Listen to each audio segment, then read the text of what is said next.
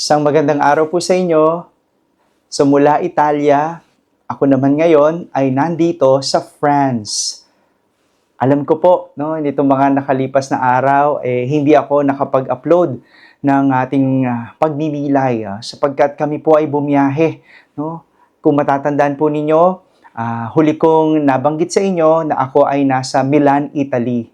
At sa Milan, kami ay nakapaglibot. Ito yung pangalawang beses kong makarating ng Milan at binisita namin ang Duomo o ang Katedral ng Milan. Alam ko, naibahagi ko na sa inyo ang loob ng Duomo nung ako'y gumawa ng vlog ng isang taon. Naalala pa po ba ninyo? Pero ngayong taon ito, muli pumasok kami sa loob ng Duomo at nakita pa rin ang ganda ng loob ng katedral. Ididetali ko po yung kwento tungkol sa mga iba't ibang mga santo na nandoon na matatagpuan sa loob ng Duomo ng Milan sa aking vlog. Pero pansamantala, bibitinginin ko muna kayo at bibigyan ko lang kayo ng patikim kung ano ang itsura ng Duomo nung ako'y pumunta kahapon. Maganda, kahit na medyo hindi maganda ang panahon, malamig dahil umuulan, pero maganda pa rin ang Katedral ng Milan. Hindi nagbabago. No? Yung huli kong punta, it was, I think, summer. No? Napakainit. Yung araw, kung paano nito sinisikatan at binibigyan ng liwanag at ningning yung katedral. Pero sa pagkakataong ito, ulan naman. Kaya medyo maganda rin kasi naranasan ko kung ano ang itsura ng Duomo sa may araw at ano itsura ng Duomo sa isang makulimlim na panahon. Hindi pa rin nagbabago, pero ibang karanasan. Babahagi ko yan sa inyo sa vlog ko po. So mula Milan, kami po ay bumiyahe patungong La Salette, France. So Milan, Italy to La Salette, France, inabot kami ng 6 na oras ng pagbabiyahe. No, pero bagamat medyo malayo ang biyahe, masayang karanasan dahil paakyat ng bundok itong La Salette, France. At iba rin naman ang karanasan mula doon sa Assisi na pinuntahan natin na mataas din na bahagi, mas mataas itong La Salette, France. Kaya naman medyo malamig at foggy ang itsura ng buong lugar.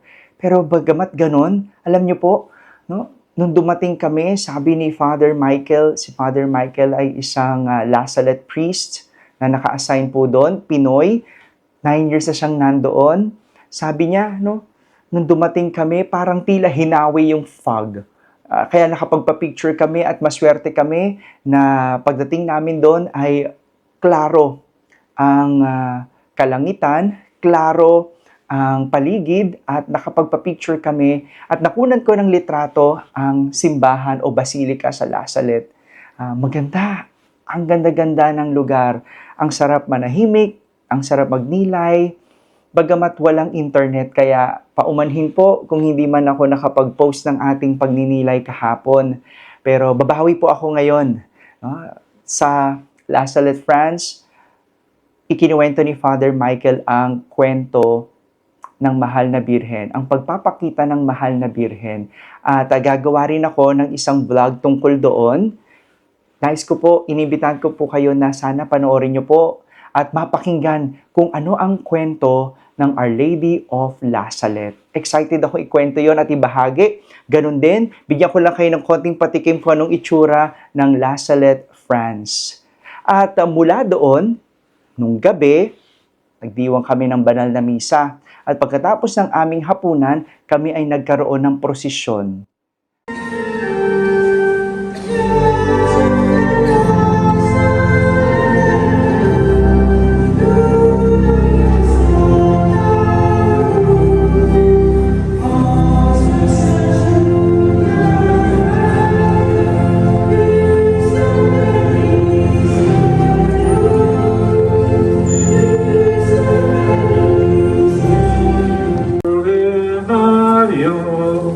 Do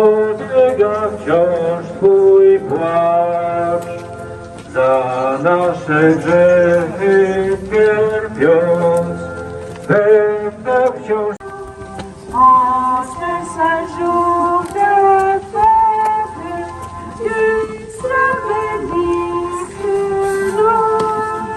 Santa María, Madre de Dios, ruega por nosotros pecadores, ahora y en la hora de nuestra muerte. Amén. Chwała Ojcu i Synowi i Duchowi Świętemu, jak była na początku, teraz i zawsze, i na wieki wieków. Amen. Por su bombente en nuestra procesión en silencio, en priant por nuestra intención personal. Glory with songs of praise and thanks. Dziewico Saleceńska, płacząca pośród gór, o łaski Cię dziś prosi, serc naszych zgodny chór, serc naszych zgodny chór. Alam nyo, gabi-gabi nagkakaroon ng prosesyon doon sa La Salette, France. Siguro sa mga panahon ngayon, sa mga oras na ito, sila ay nagpo-prosesyon na naman. Nakakabilib kasi ganun na lang yung masidhing debosyon ng mga tao, ng mga pilgrims at ng mga pare o madre na nandoon sa La Salette, France. Ganun nila kagustong ibahagi ang kwento ng mahal na birhen. Kaya po, babahagi ko rin sa inyo yung kwento ng mahal na birhen, pakatutukan po ninyo. At kaninang umaga, kami nagdiwang muli ng banal na misa sa loob ng basilika. At matapos ang aming pananghalian, kami ay bumiyahe na. So mula La Salette, France, kami ngayon ay nandito sa Montpellier, France. At inabot din ng halos 4 na oras. 4 na oras ang aming biniyahe. No? Kasama ang break siguro mga 4.5 hours. So medyo malayo din. Pero ganun pa man, excited ako at first time ko dito sa Montpellier, France. At hindi ko alam kung anong i-expect bukas sa aming paglilibot at kung anong simbahan ang aming bibisitahin at pagdiriwangan ng banal na misa. Kaya pakatutukan nyo po bukas, ibabahagi ko po yan sa inyo.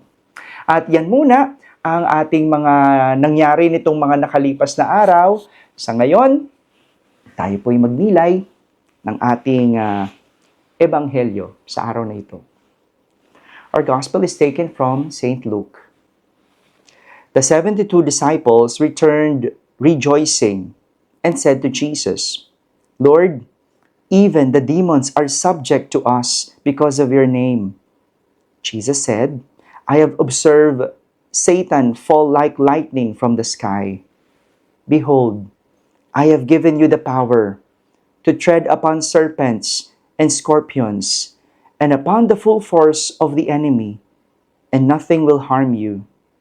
Nevertheless, do not rejoice because the spirits are subject to you, but rejoice because your names are written in heaven.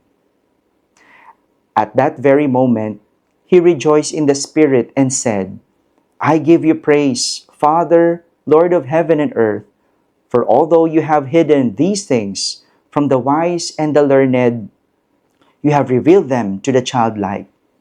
Yes, Father, such has been your gracious will. All things have been handed over to me by my Father. No one knows the Son except the Father, and who the Father is except the Son, and anyone to whom the Son wishes to reveal him. Turning to the disciples in private, he said, Blessed are the eyes that see what you see.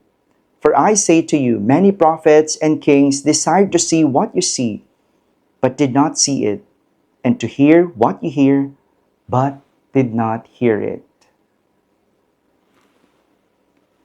The Gospel of the Lord. If you could still remember the last time that we had our reflection, the story was about the sending off, the 72, the sending off the disciples of Jesus to mission. Pinadala ni Jesus ang kanyang mga alagad. Naalala pa ninyo? Di ba? Ang sabi ni Jesus, huwag magdala ng anuman, ng bag, ng pera, ng panyapak. Remember that? Well, because of that, we reflected on what is enough.